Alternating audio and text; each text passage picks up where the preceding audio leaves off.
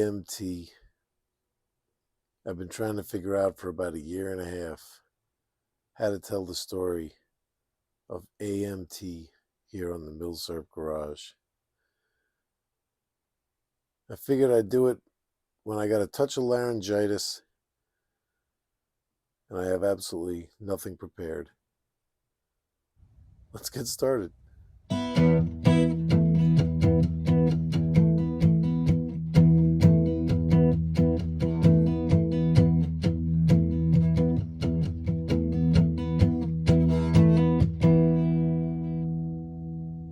Millsurp Garage. Can't believe we're finally here with AMT. I've literally been sitting on the AMT story for a year and a half. And the reason why I'm doing it now is because this story, it's not getting any simpler.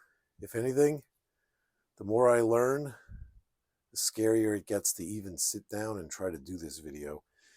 We have a hat trick coming. We have 3 different examples that we're going to show you. I just decided to start off with the Back Up II. All of these AMTs, you'll notice they have this stainless steel finish. It's something that they're known for. They're also known in circles. You hear a lot of people say that they're junk. True that they did have some galling issues because supposedly if you're going to have a slide and a body, a firearm body and slide that have to slide on each other, it's never a good idea to use the same exact material. I think especially with stainless, that they should be like kind of different kinds of stainless or something. But you know, you have to love these things. Let's put it that way. You definitely have to love them. They're not all perfect. If they cycle, they're not accurate. If they're accurate, they don't cycle. You never really know what's going to happen day to day when you take them to the range. And I don't know, it's part of, for me, it's part of the allure. I don't know, it's part of like, trying to get them to work sort of kind of thing. Or they're just working awesome and you're just, you're just proud of them.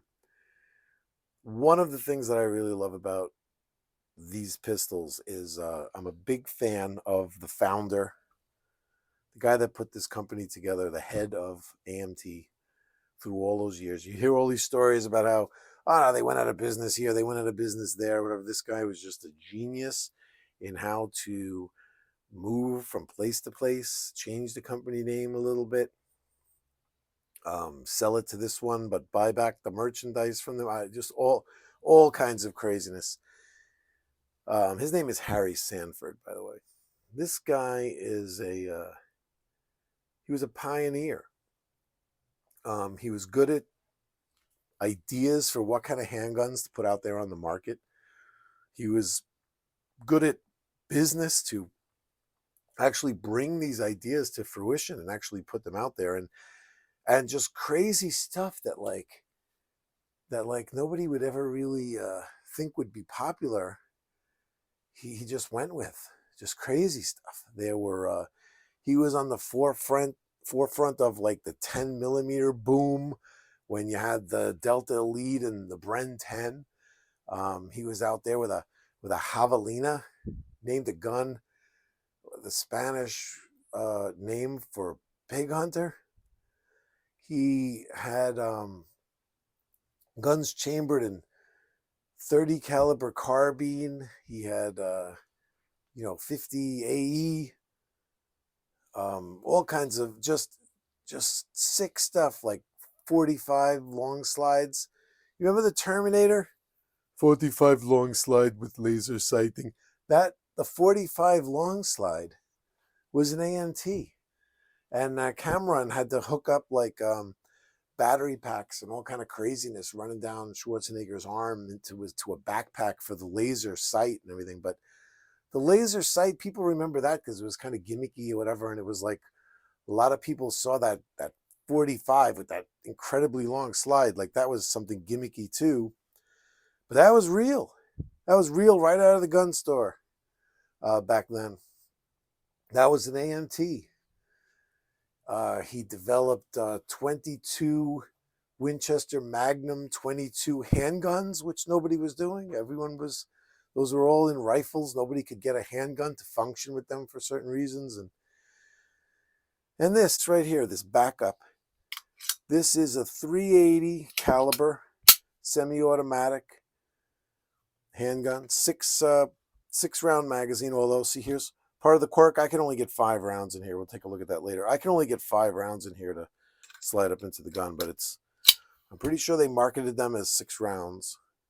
I don't know what kind of 380 ammo they were using, but this is what I'm talking about, and look at how crazy this thing is. How this was marketed was it's double action only.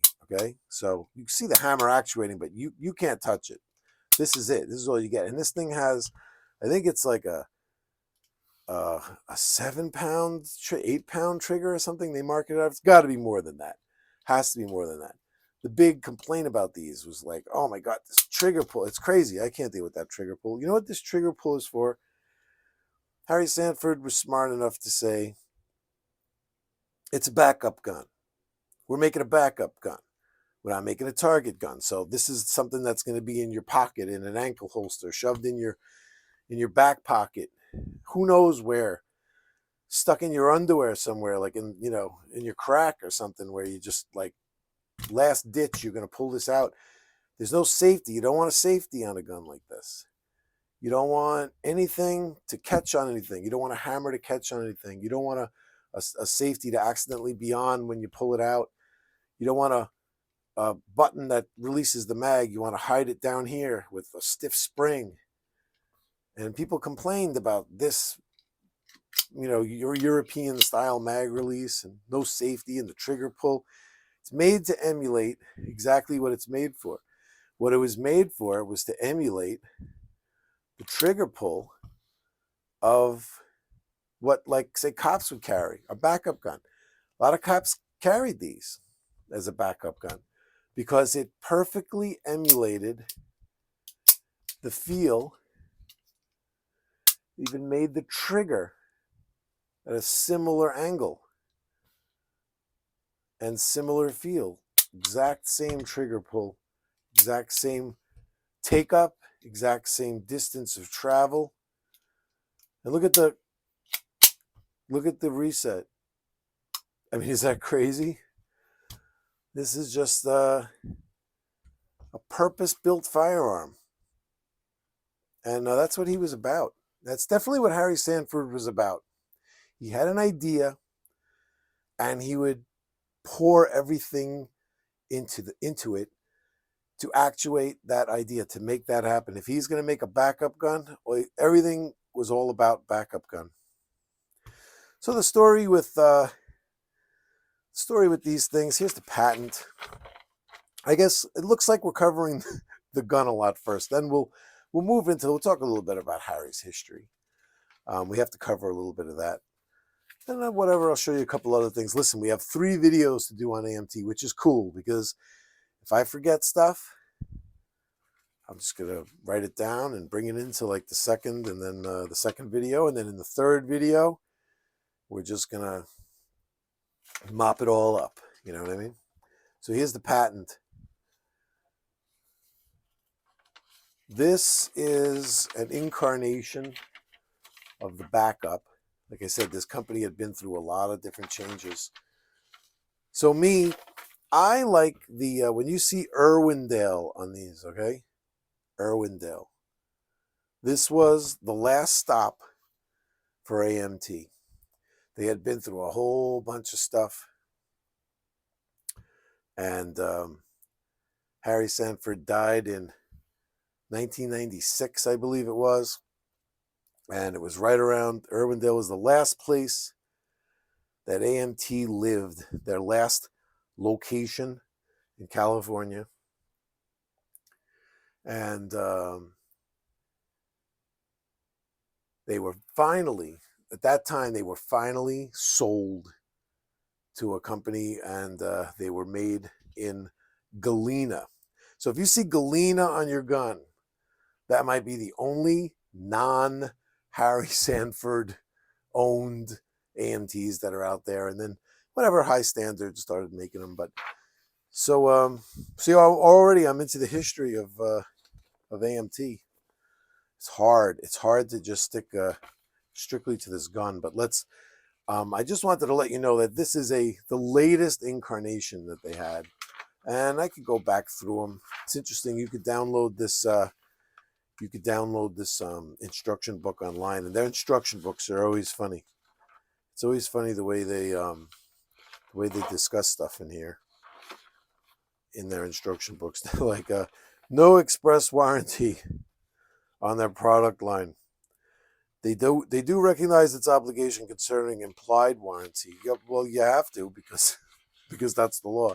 Implied warranty means that if you buy a gun, there's an implied warranty that if you put a bullet in it and pull the trigger, that it's going to fire that fire. You know, that you don't have to actually warranty whether a product's actually going to function or not. You know what I mean? But they didn't warranty anything. Pretty sure nothing was warranted.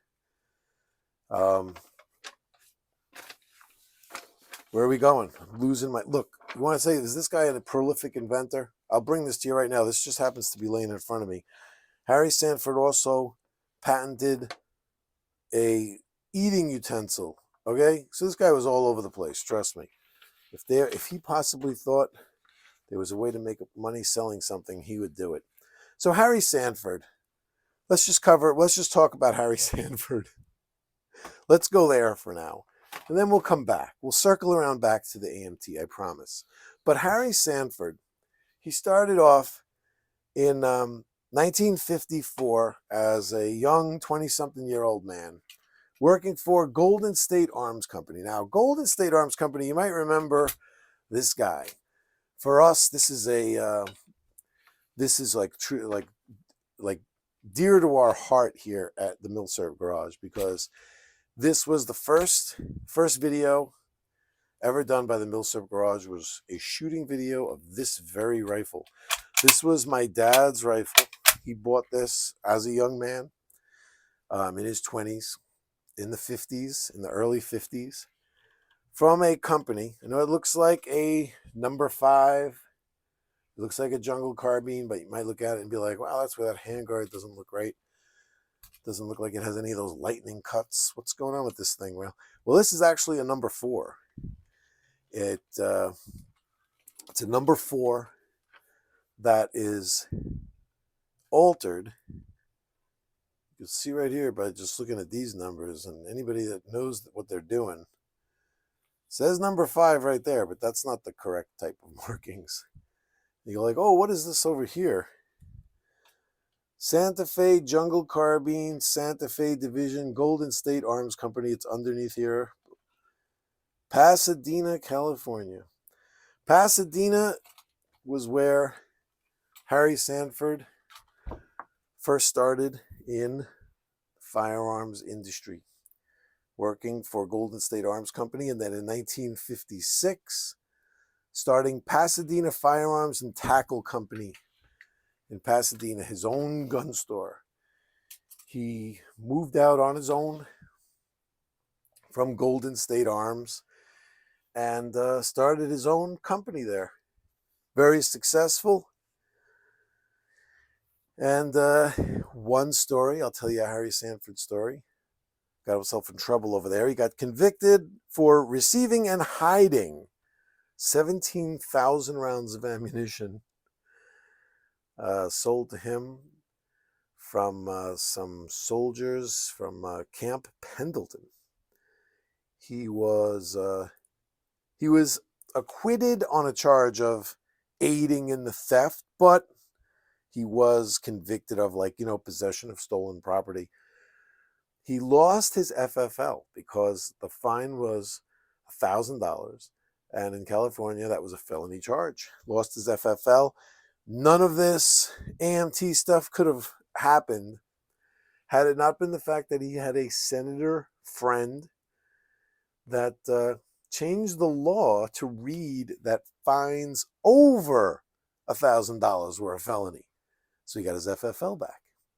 And this very senator gave the eulogy at his funeral in 1996.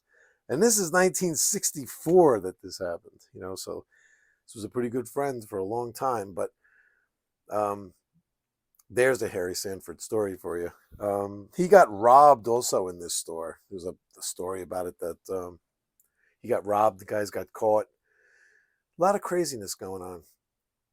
But it was 1968 that he moved to a new gun store that was bigger, better. He was very successful, and he began the prototypes for the 44 Auto Mag. Now, the Auto Mag, this might be, some people might only know AMT because of the Auto Mag.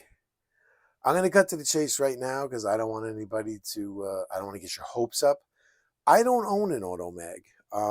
An Auto Mag never really it's just not in the cards for me. Let's put it that way. They're very expensive. There's no parts for them. I like to shoot, and I can't just have something sitting around, and they're kind of like a sit around. They really are. Let me see. Let me take a look over here. I think I got it somewhere. Look, I have a box. I have a box of this just in case. Of 44 Auto Mag. It had its own, this was its own proprietary round. So with the 44, he wanted to make a 44 Magnum auto pistol, but the rim was holding him up. I didn't even know this, but did you know that 308 or 3006 brass is 44 Magnum? If you cut it a certain length, whatever, it's a 44 Magnum case. We could look, I could look it up in like a, one of the Hornady books over here to really check the dimensions. But I looked at them once, and it really is, if it's not exact, it sure is close enough. So this is basically just 3006 brass, cut to a certain length, and a 44 bullet, 44 Magnum bullet put in there, a 44 caliber bullet. I bought a box of the ammo just in case. These are like the only guys selling it. It's expensive. Just in case an Auto Mag ever falls in my lap, I'll have a box of ammo to shoot. But it's everything about it goes against what what I collect. They're fragile. It's tough to find a nice one. They had issues where the foam inside the box turned to acid, and it was nice to give a box with this nice foam in it and everything. So everybody, it's not a shooter. It's a gun that it sits in the box in your safe because they're fragile. They break. There's no parts. There's no ammo. So you don't shoot it. And you take it out of the case every year or so to just look at it or clean it, and then everybody's foam in the case turned to acid after a certain amount of years. It's like it had a half-life or something. And everybody's guns got ruined. So many people had them in this case. And when you find them, they're polished to this shine, like all the writing is polished off of everything. You always find them polished like that because of the corrosion, the pitting that was put into them. This foam did a number. It wasn't just dirt. It was like an acid. It like etched them. It like pitted the guns. So whenever you see them for sale, they're like $5,000 pitted. You can't even read any of the writing that's on them. That's one of the things that turns me off to them. So I got to be honest, I don't have one of those. I'm doing a hat trick, but I just want to let you know at the end there's not going to be a surprise where there's an Auto Mag. But that's what everybody knows them for. And these things were manufactured from April of 1970 to May of 1972, and they went bankrupt due to the fact that they could not make a profit on these things. They were selling them cheap. It was I don't think you could tell Harry that you needed to raise the price. You needed to make them cheaper. He had his idea that he wanted to sell them cheap. He wanted to make them like this, that, it didn't work out. So he moved to at least 7 locations after that. They changed company names all through the 70s. He started TDE, and OMC was another company that he started to make guns. I think he kept a lot of people's Auto Mag money too. I think a lot of people had paid for one, and when they went out of business, he just kind of disappeared with their money. So a lot of this moving around was kind of like so that people wouldn't come knocking on the door wanting their money back. And a lot of these business name changes were a lot of the same thing. And so the first backup, the first one of these, now see, we'll tie it all back into the gun now. So we'll get into more history later on. But 1975 is where the first OMC backup started. Now let me get out my paperwork on that. I got to find that. What did I do with it? Got a lot of stuff knocking around over here. A lot of history.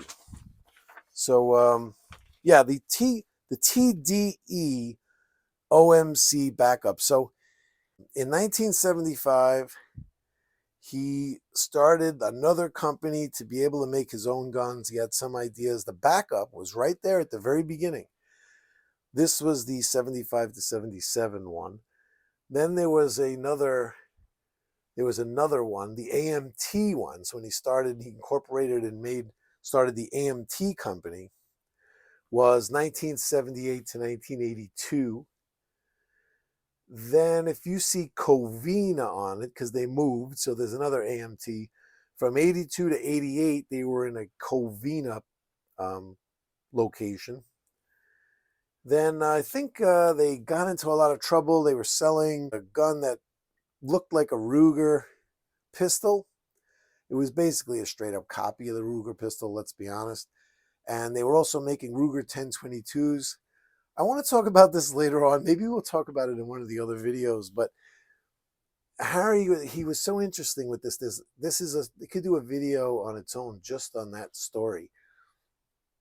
I think what happened, this is the way I put it together. I think Bill Ruger allowed AMT to make a 1022 in stainless. Because I think Harry, he might have reached out to Ruger and been like, I can do this. I think Ruger might have just been like, this is just from the information I'm getting. This might not necessarily be true, but I think Ruger might have been like, yeah, whatever. Like, go ahead. You know what I mean? Let's see what you can do. Go ahead. You can do it. I think they originally gave them permission. I don't think any of the lawsuits that went on had to do with the Ruger 1022. I think they allowed him to do that. But the popularity of a stainless steel Ruger 1022 blew away Ruger. It was like the sales on those things were great. And then I think Harry might got a little carried away and then started making the Ruger pistols and the target pistols and the Mark pistols, like the Mark 1, Mark 2. And I think Ruger stepped in, sued them, and then Harry came back. Some of their practices, he didn't think that. I've looked at these lawsuits. I looked them up online, and it looked like Harry appealed it, lost. But part of his appeal was that Ruger was petitioning that they were illegally using influence to petition favors for themselves in the case, so something like that, something weird like that. And then also I saw another case where Harry brought a suit against them saying that the way they marked their patents on the boxes and on the guns wasn't accurate, because a lot of the patents that had expired were still listed on the guns, and a lot of the patents that weren't yet granted, they didn't say patent pending. A lot of the ones were listed as patents even though they weren't yet, things like that. And Harry lost all these cases. I don't think he had the cash to go up against Ruger, really.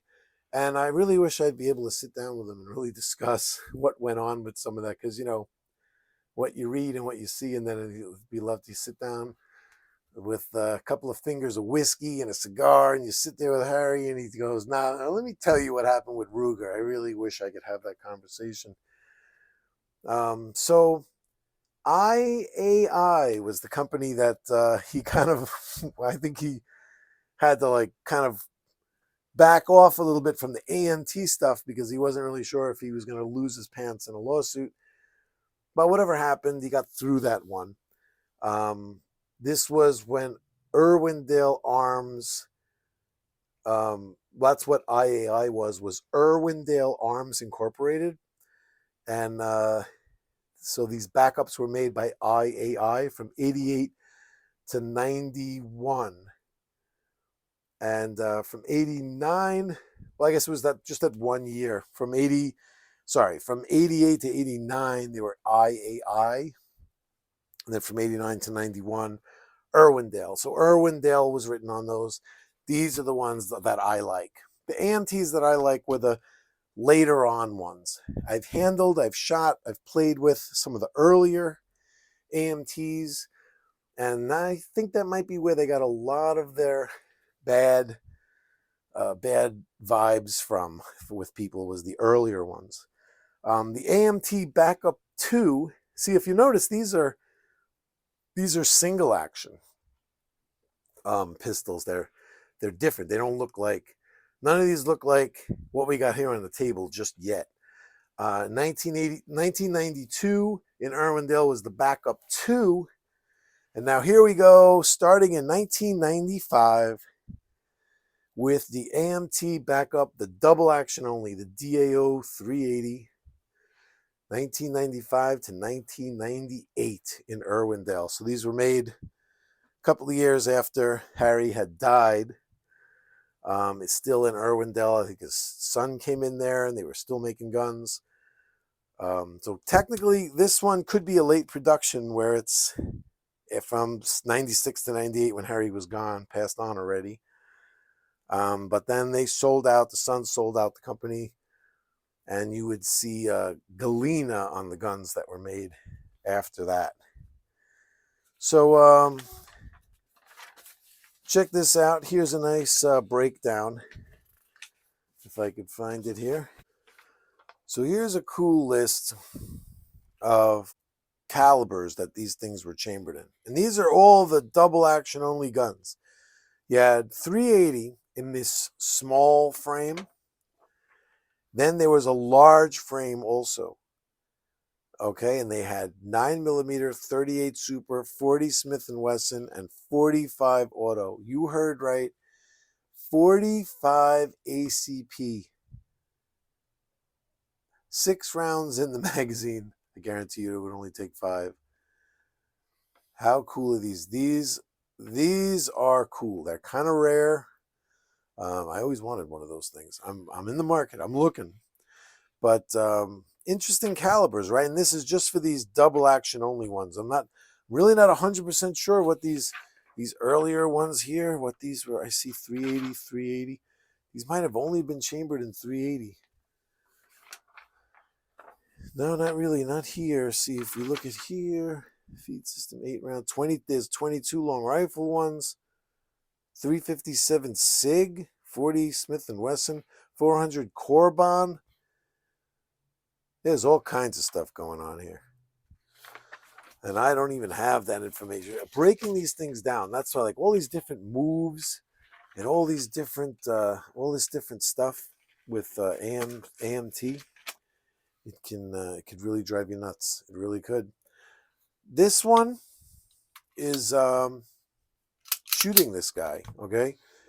It's crazy inaccurate. It's like if you're shooting this thing more than arm's length away from somebody, this is definitely just made to come out of whatever you're holding it in and hold it waist high and just bang, bang, bang. That's what it's made for. It's like the ultimate get off me. I've tried to play around with it, reach out a little bit, forget about it. It's all over the place. It's crazy inaccurate, but it never stovepipe. The thing about it is very, very reliable. It never stovepipes. It doesn't failure to feed or none of that. It shoots every time. But it's really not fun for anything at the range, even, because it's just so inaccurate that even just 10 feet away, you'd be peppering a target all over the place, literally. You can't even play with it as far as like taking it apart and putting it back together. It has a really weird takedown procedure where you gotta punch out this roll pin right here, and then through the mag well, you get in here and you see this part here that's like it looks like it's separated from everything. This H-shaped piece right here, that like hammers. It's like a resistance fit, and you have to hammer it out the top, and then everything else will just falls apart. There have been people who have talked about nightmares about trying to put these things back together.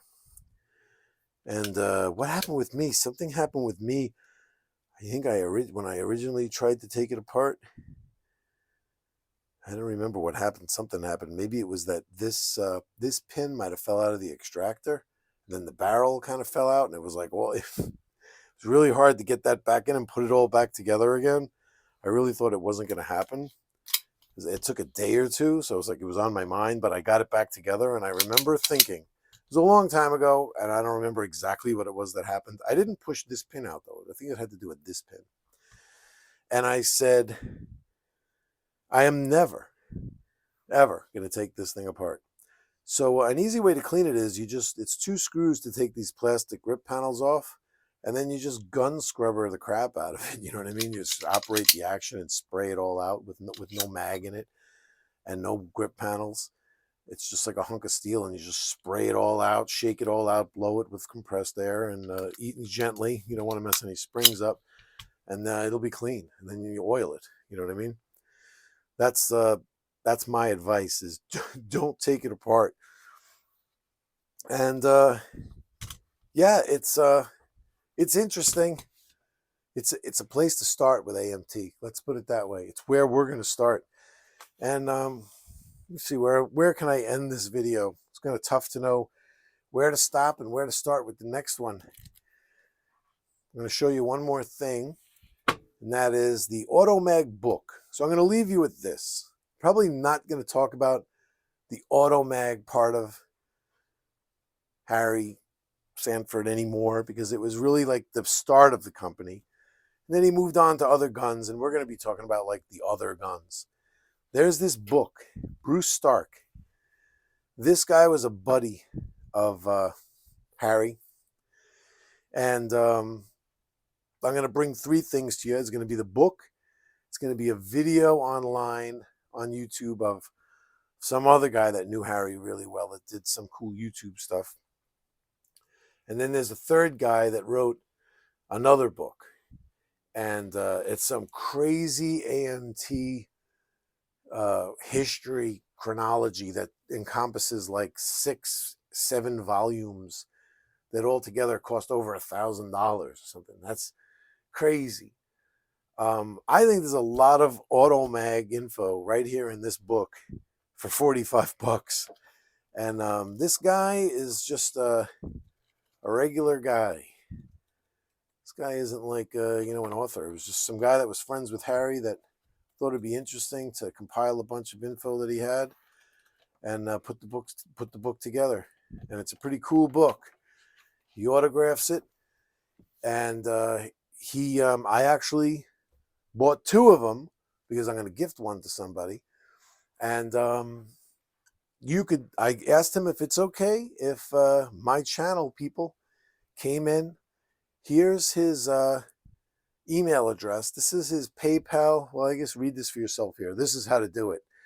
You use this as his PayPal contact. It's $45 for the book shipped. I asked if he'll honor that price for everybody.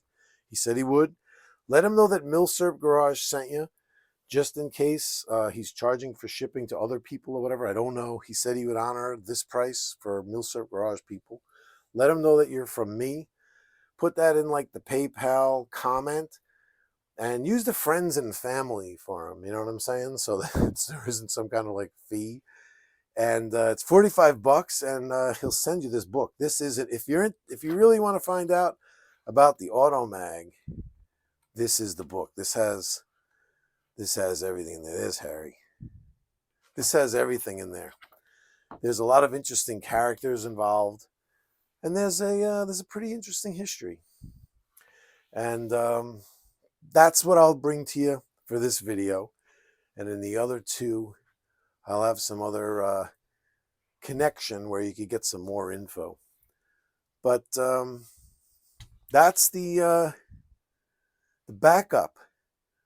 Yeah, it's very, it's what is there to say about it? There's you couldn't possibly say anything bad, like I said, about like the trigger pull or the recoil or anything about it. It's like it's punchy, it's small, it fits right in your hand, and it's a 380. I've sure fired enough of these, 380 pistols that fit in your hand. Doesn't feel any different than any of the others. It's just that double action trigger pull that really is stiff. But like I said, they're emulating this trigger pull. That's what they're doing. And if you do this and it feels the same, that's exactly what they're doing.